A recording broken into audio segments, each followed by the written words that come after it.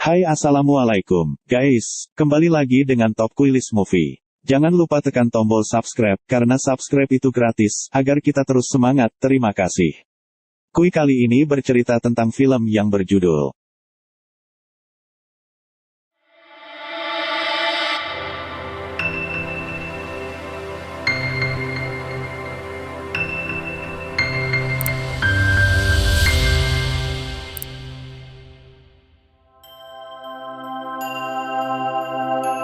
1949, sebuah pertandingan latihan dilakukan di lapangan tempat tim Dinamo Moskow biasa berlatih.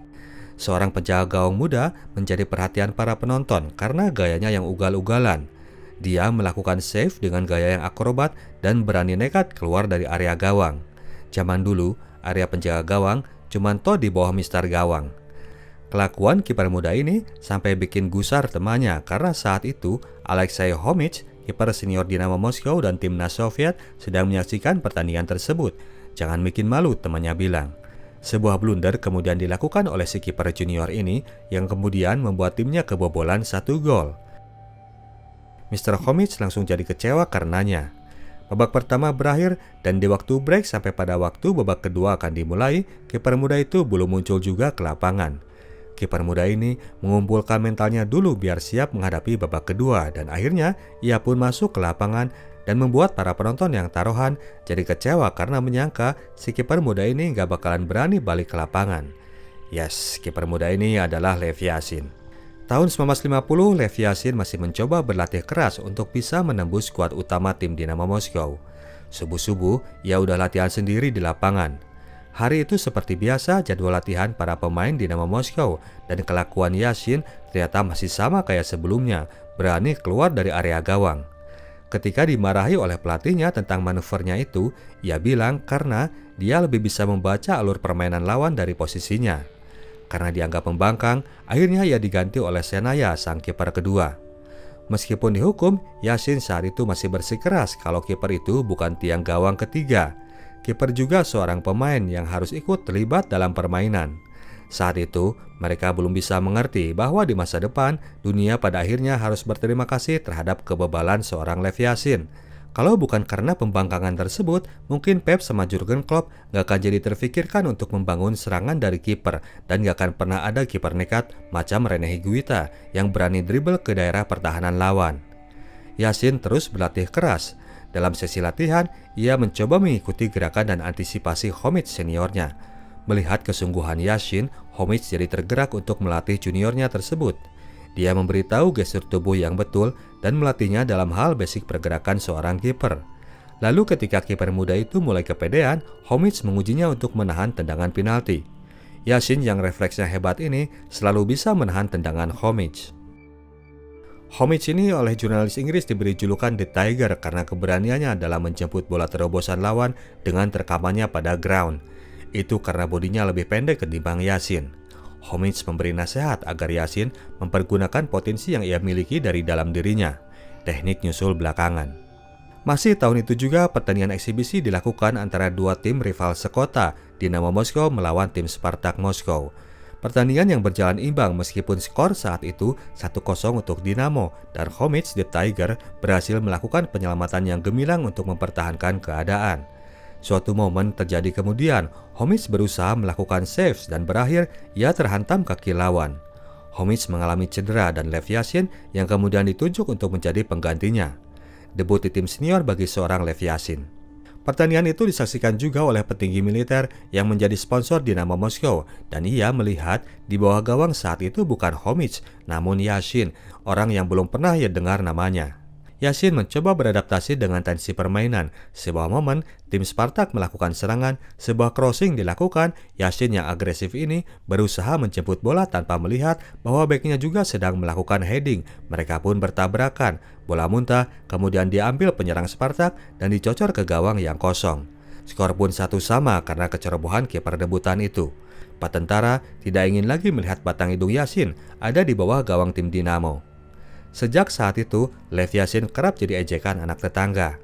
Bokapnya pun merasa anaknya ini hopeless jadi pemain bola. Dia menyuruhnya untuk segera daftar kerja ke pabrik. Namun makin direndahkan, Lev Yashin malah makin panas. Malam itu ia berlatih sampai malam hari, menyiksa anak tetangga agar mau nendang ke gawangnya sampai anak itu gempor. Beberapa hari kemudian, Yassin menengok Homich di rumah sakit. Ia meminta maaf soal gol yang terjadi dan meminta saran seniornya itu tentang permainan hoki es. Ternyata si Lev Yashin ini sudah disuruh oleh presiden klub untuk jadi kiper tim hoki saja. Homich mendorongnya untuk mencoba, lagian di hoki lebih banyak fans cewek cantik. Yassin bisa dapat pacar di sana. Dan akhirnya Lev Yashin pun bergabung dengan tim hoki es Dinamo Moskow. Dia bertahan menjadi pemain hoki hingga tahun 1953 sampai menunggu kesempatannya untuk kembali dipercaya menjadi kiper utama tim sepak bola. Ternyata memang beneran di situ ia ketemu sama cewek cantik, seorang jurnalis radio yang gak sengaja nimpuk dirinya pakai bola salju. Namanya adalah Valia Rahmawati. Suatu hari manajer tim bola Dinamo datang ke tempat tim hoki sedang latihan. Dia menyatakan ingin menarik balik Yashin ke tim bola dari tim hoki. Pelatih hoki meskipun sangat gusar karena ia sudah sangat mengandalkan Yashin di depan gawang timnya, dia tidak bisa berbuat apa-apa. Lev Yashin pun balik ke lapangan rumput dan kemampuannya ternyata tidak berkurang sedikit pun. Teknik dia punya, tinggal urusan mental saja yang butuh sedikit polesan. Sang manajer kemudian memberi insight kepada Yashin. Dia mencontohkan Homich, seorang kiper yang tenang dan bisa memberi rasa aman kepada timnya. Yashin memang pintar membaca serangan lawan, tapi itu tidak berarti bahwa ia selalu harus gerasa-gerusu melakukan gaya akrobatnya. Lihat posisi teman. Namun demikian, sang manajer pun sadar bahwa permainan sepak bola itu terus berkembang. Homich kedua tidak diperlukan di dunia ini. Yashin harus bisa menemukan gaya mainnya sendiri. Sang manajer saat itu memang sedang mempersiapkan regenerasi di dalam timnya. Ia akan mulai menyingkirkan para pemain senior, termasuk itu Homich, dan mulai mempercayakan timnya dengan pemain-pemain muda. Yashin ia plot untuk menjadi kiper utama. Gak enak sama seniornya, Yashin pun sowan sama Homich. Keputusan klub itu sangat berat diterima Homich, namun kini ia sadar bahwa pada akhirnya karir seorang atlet memang harus berakhir. Ia pun mewariskan tas aksesoris kiper miliknya kepada juniornya itu, biar Yashin gak melulu nenteng kantong jaring kemanapun ia pergi. Kayak tukang ikan loh. Homich pun berdamai dengan nasib masa depannya. Alexei Homich selesai dia berkarir menjadi atlet, kemudian menjadi spot fotografer profesional di negara Uni Soviet. Pertandingan pertama Lev Yashin sebagai starter dilakukan pada tahun 1954. Dinamo Moskow melawan tim Torpedo Moskow yang diperkuat Pelenya Rusia, Edward Stelstov muda. Yashin melakukan penyelamatan yang gemilang, meloncat dengan menangkap bola, sergapan tangannya sangat lengket. Dia juga tetap dengan style bermainnya yang kemudian akan ditiru oleh kiper manapun di dunia, bergerak keluar gawang dan menghalau bola serangan lawan. Manuvernya tersebut masih kayak pertunjukan sirkus buat penonton saat itu. Skor 2-0 saat itu untuk Dinamo, untuk kemudian tim Torpedo mendapatkan tendangan penalti. Yashin mengambil posisi lebih condong ke kiri, memancing penendang bola untuk menendang ke kanan. Sang penendang pun menendang ke area kosong, Yashin sudah siap dengan antisipasinya. Penalti musuh bisa diblok oleh Yashin. Penampilan Lev Yashin mulai konsisten di sepanjang tahun itu dan ia pun terpanggil masuk timnas Uni Soviet. Tahun 1960, Yashin menjadi bagian dari tim Uni Soviet yang berangkat ke Prancis untuk mengikuti Piala Eropa pertama yang dilakukan di negara tersebut. Uni Soviet masuk ke final dan akan berhadapan dengan tim Yugoslavia di Stadion Parc des Princes, kandangnya PSG. Dalam kondisi hujan, kedua tim bertarung dan pertandingan berlangsung dengan keras. Skor 1-1 sampai waktu 90 menit berakhir. Break babak kedua, Gabriel Marinovich sang pelatih memberi orasi yang membakar semangat agar timnya mau mati-matian untuk kejayaan negara mereka. Kapan lagi kalau bukan sekarang, di waktu yang tinggal setengah jam lagi. Babak perpanjangan pun dilakukan. Yashin melakukan beberapa save gemilang yang membuat timnya masih bisa menahan serangan Yugoslavia. Sampai akhirnya, sebuah momen serangan Yugo di mana Yashin bisa menangkap bola. Ia langsung mengumpan ke depan agar timnya bisa melakukan counter attack, skema yang sama yang suka dilakukan Alisson di tim Liverpool. Bola dipegang oleh tim Soviet, serangan dilakukan dan berbuah gol yang menjadi gol kemenangan untuk tim beruang salju. Tim Uni Soviet menjadi tim pertama yang menjadi juara Piala Eropa. Pertandingan itu disaksikan oleh Santiago Bernabeu, presiden klub Real Madrid, dan dia langsung terkesan dengan penampilan Lev Yashin. Pada acara seremoni penghargaan kepada pemenang, senior Bernabeu mendatangi Lev Yashin. Dia menawarkan kontrak agar kiper Soviet itu mau bergabung ke Real Madrid. Dia bahkan mengosongkan nilai kontraknya agar diisi sendiri oleh sang golkiper. Senior Bernabeu kesengsem berat sama Lev Yashin. Namun saat itu, Lev Yashin belum mau meninggalkan kotanya. Hatinya masih berada di tim Dinamo Moskow, di mana keluarga kecilnya bersama Valia baru dibangun. Yashin menolak tawaran Real Madrid. Hal yang kemudian agak ia sesalkan karena menjadi pemain Dynamo sampai saat itu pun ia masih belum sanggup membelikan Valia, mantel bulu idaman istrinya itu. Kedatangan timnas Soviet ternyata telah ditunggu oleh ratusan warga kota Moskow. Mereka pun disambut bak pahlawan. Lev Yashin diangkat dan diarak menuju bandara. Kini kiper yang dulu cupu itu sudah menjadi idola baru warga Uni Soviet. Yashin pun datang pulang ke rumah dan membukakan kado buat anak kecilnya dan Valia. Mantel bulu itu ternyata berhasil ia boyong juga, hasil patungan dengan para temannya. Kini kehidupan Lev Yashin pun sedang berada menuju puncak. Segala kenyamanan kini mulai ia miliki. 2 tahun setelahnya, Lev Yashin masih berada di hati para penggemarnya. Satpam kompleks setiap hari dengan sukarela mencucikan mobilnya Yashin, dan para manula pun selalu gak lupa memberikannya hadiah. Tahun 62 itu timnas Rusia sedang bersiap untuk berangkat ke Chili dalam rangka penyelenggaraan Piala Dunia di negara tersebut. Dulu masih disebut sebagai Piala Jules Rimet. Para siswa di sekolahan anaknya ikut mendoakan agar Lev Yashin bisa memberikan yang terbaik untuk negaranya. Media saat itu pada mengunggulkan Uni Soviet untuk bersaing dengan tim Brazil. Tim Soviet sendiri sedang berada pada trek yang baik. Mereka telah melewati masa tidak terkalahkan dalam 15 pertandingan berturut-turut.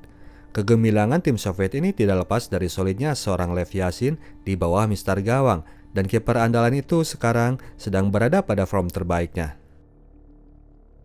Pada Piala Dunia 62 itu, Soviet masuk ke babak perempat final, dan di babak tersebut mereka akan berhadapan dengan tuan rumah Chili. Stadion Arica sudah dipadati oleh penonton. Kedua tim pun masuk ke dalam lapangan. Supporter Chili sangat bersemangat mendukung tim kesayangannya. Pertandingan pun dimulai dan seperti yang sudah diperkirakan, Soviet sebagai tim unggulan langsung mengontrol permainan. Beberapa peluang emas masih belum bisa dimanfaatkan. Pada sebuah momen ketika Chili melakukan serangan balik, Lev Yashin bergerak maju untuk mengintersep sebuah umpan terobosan, namun naas saat itu ia terkena tendangan boot sepatu lawan. Lev Yashin langsung tak sadarkan diri. Teman satu timnya langsung berusaha untuk membuatnya sadar, dan rupanya Yashin masih belum sepenuhnya blackout. Ia masih bisa membukakan matanya meskipun pandangannya agak sedikit nanar. Pemeriksaan setelah pertandingan, Lev Yashin mengalami gegar otak ringan. Beberapa orang berpendapat bahwa Yashin harusnya diistirahatkan setelah pada pertandingan sebelumnya melawan Uruguay, ia pun mengalami nasib yang sama. Namun karena kiper ini sangat diandalkan, sang manajer tidak pernah mau untuk menggantinya. Bahkan untuk pertandingan saat itu, Yashin dipaksakan terus bermain. Setelah kejadian tersebut, tim Chili yang kini balik menguasai pertandingan. Sebuah pelanggaran keras terjadi di dekat garis kotak penalti tim Soviet, tendangan bebas untuk tim Chili. Sebuah tendangan yang tidak berbahaya pun meluncur, namun tidak bisa diselamatkan oleh Lev Yashin. 1-0 buat Chili. Beberapa waktu kemudian, sebuah serangan kembali dilakukan tim tuan rumah. Sebuah tendangan jarak jauh yang juga tidak berbahaya, Lev Yashin tidak mampu menjangkaunya. Skor 2-0 dan pertandingan kini telah berbalik 180 derajat menuju arah tim Amerika Selatan itu. Dengan demikian pada akhirnya Soviet pun tersingkir dari Piala Dunia. Ofisial Soviet ingin memberi narasi kepada warganya bahwa pertandingan berjalan seimbang. Hanya kesalahan selama 20 menit itu yang membuat timnya kalah. Lev Yashin dijadikan kambing hitam atas kekalahan Soviet. Pasukan timnas sampai di kota Moskow. Kali ini tidak ada lagi penyambutan yang meriah. Sekarang hanya istri-istri pemain saja yang datang menyambut. Ketua PSSI-nya Soviet kali ini menekan agar sang pelatih sekalian aja membubarkan timnas saat itu juga dan menggantinya dengan para pemain baru. Gampang sekali rupanya mereka menjudge sebuah tim yang sudah berjasa membawa kejayaan 2 tahun sebelumnya. Namun demikian, sang pelatih tetap kekeh bahwa Lev Yashin masih belum tergantikan. Dialah roh dari tim Soviet. Yashin dan Valia sampai di rumah. Tidak lama mereka istirahat, sebuah batu datang menerjang memecahkan jendela rumah mereka. Yashin segera mengejar pelaku teror itu, dan ternyata itu adalah 2 fans tim Soviet yang merasa kecewa atas kekalahan timnya. Lev Yashin kini sudah tidak lagi menjadi pahlawan di mata warga. Hanya istrinya saja yang masih mau mengerti dan tetap memberi dukungan kepada sang penjaga gawang. Keesokan harinya, lorong dan pintu apartemen Yashin sudah penuh dengan coretan-coretan yang berupa hujatan terhadap dirinya. Kiper legend itu kini malah disebut sebagai lobangnya Soviet. Si satpam kompleks kini malah sengaja membiarkan burung-burung pada di atap mobil Yashin. Valia yang kemudian sibuk menghapus tulisan-tulisan di lorong itu. Beberapa waktu kemudian, pertandingan liga antara Dinamo Moskow melawan CSKA Moskow dilakukan. Fans sepak bola masih belum move on. Mereka masih belum mau memaafkan Yashin. Mereka meneriaki sang mantan pahlawan sebagai lubangnya negara, meskipun para pemain Dinamo sendiri berusaha membela kiper andalannya. Pertandingan pun dilakukan, seluruh negara berusaha untuk menunggu momen di mana Yashin akan melakukan blunder. Meskipun pada beberapa momen ia masih berhasil melakukan save, namun teriakan-teriakan hujatan itu masih terus bergema. Valia yang mendengarnya dari radio jadi khawatir. Ia segera pergi ke stadion untuk memberikan support kepada suaminya. Namun ketika ia sampai, rupanya Yashin sudah diganti. Pelatih Dinamo yang sekarang rupanya tidak berusaha mendukung Yashin. Ia mengganti pahlawan mereka itu untuk meredakan umpatan-umpatan penonton. Kali ini Yashin benar-benar frustasi. Ia kini sudah merasa sangat nggak dihargai lagi oleh pihak manapun. Ia berteriak-teriak di dalam apartemennya yang membuat kedua anaknya jadi ketakutan. Dalam rasa kalut itu, Yashin menyatakan ingin berhenti main sepak bola.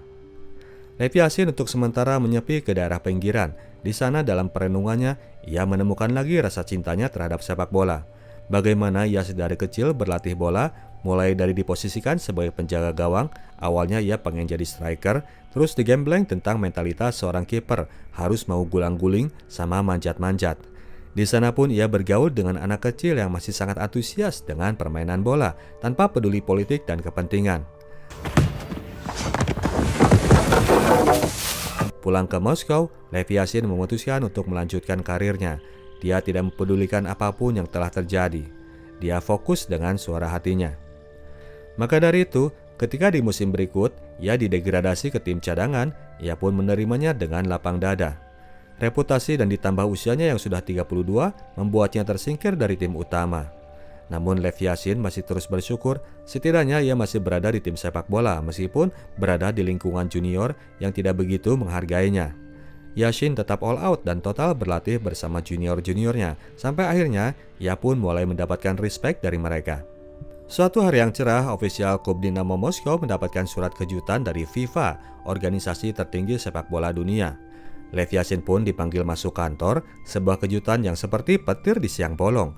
Yashin terpanggil untuk memperkuat tim bintang dunia yang akan bertanding melawan timnas Inggris di Stadion Wembley, London dalam sebuah pertandingan yang disebut sebagai Match of the Century untuk merayakan 100 tahun usia FA-nya Inggris. Pertandingan itu akan dilangsungkan pada tanggal 23 Oktober ke depan. Surat itu juga menyatakan bahwa Lev Yashin dinobatkan sebagai kiper terbaik dunia. Direndahkan di negeri sendiri, namun sangat disanjung di luar sana.